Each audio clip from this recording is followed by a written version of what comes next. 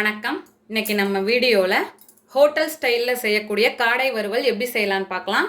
இதுக்கு நான் 2 காடை எடுத்து பீஸ் போட்டு வச்சுருக்கேன். ஒரு மீடியம் சைஸ் தக்காளி பொடியாக கட் பண்ணியிருக்கேன்.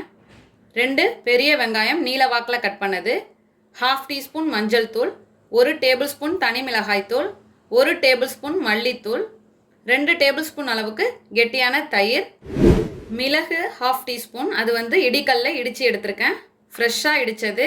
அதே போல் சீரகம் 1/2 டீஸ்பூன் ஃப்ரெஷ்ஷாக இடித்து வச்சுருக்கேன். அப்படி ஒன்று பாதியாக இடிச்சுக்கோங்க.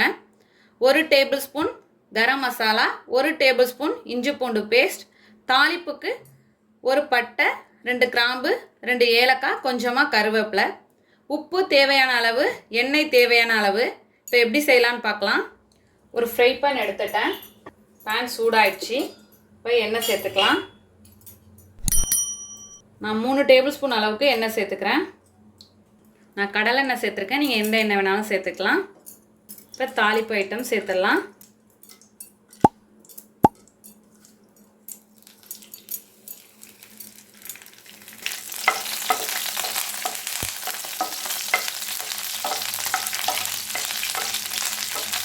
இப்போ பட்டை வறுபட்டுச்சு. இப்போது வெங்காயம்,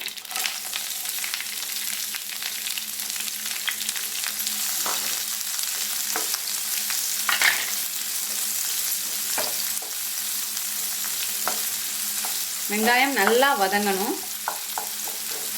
இப்போ வெங்காயம் வதங்கிறதுக்காக உப்பு சேர்த்துக்கலாம். இதுவே வறுவலுக்கு கரெக்டாக இருக்கும். தேவைப்பட்டால் அப்புறம் கொஞ்சம் சேர்த்துக்கலாம். இப்போ வெங்காயம் நல்லா கிளாஸ் போல் வதங்கி வந்துடுச்சு. இந்த ஸ்டேஜில் இஞ்சி பூண்டு பேஸ்ட்,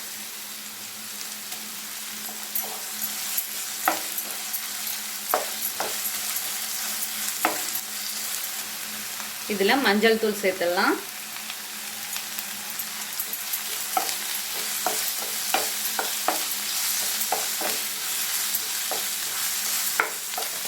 இப்போ இஞ்சி பூண்டு வாசனை மாறினதும் இப்போ காடையை சேர்த்துடலாம்.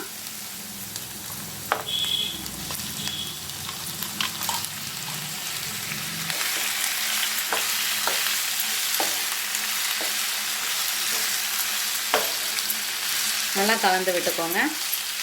மசாலாலாம் சேர்த்துடலாம். இப்போ தனி மிளகாய் தூள், மல்லித்தூள், இப்போ இது 2 மட்டும் சேர்த்துப்போம். இப்போ நல்லா கலந்தாச்சு. இதில் தயிர் சேர்த்துக்கலாம்.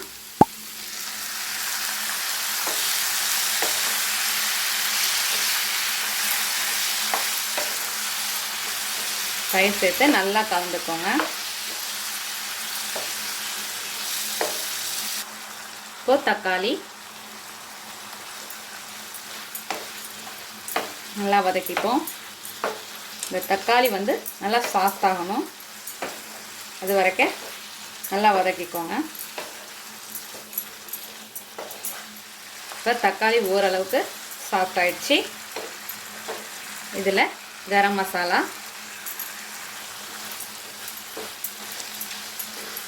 சேர்த்துட்டு ஒரு 2 நிமிஷம் நல்லா வதக்கிக்கோங்க.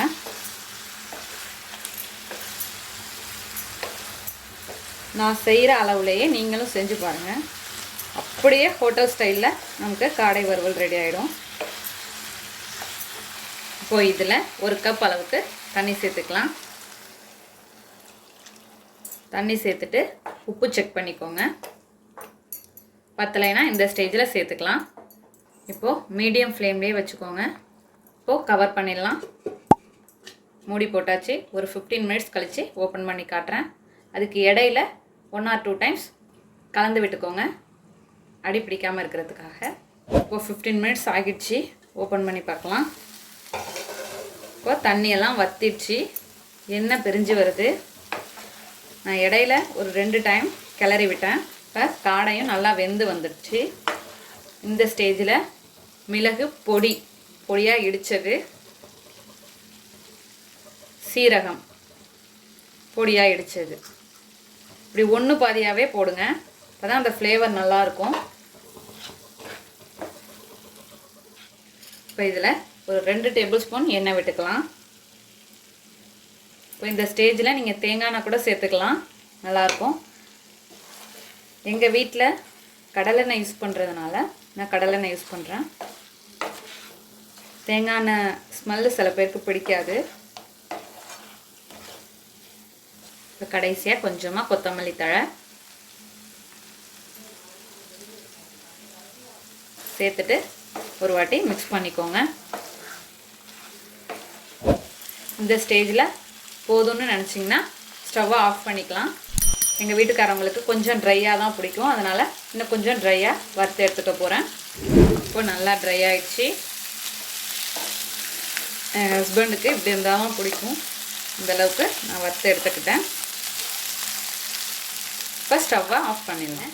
நம்மளோட அருமையான அற்புதமான ஹோட்டல் ஸ்டைல் காடை வறுவல் தயாராகிடுச்சு. இதே போல் நீங்களும் உங்கள் வீட்டில் செஞ்சு பார்த்துட்டு எப்படி வந்துச்சுன்னு கமெண்ட்டில் சொல்லுங்கள். தேங்க்யூ.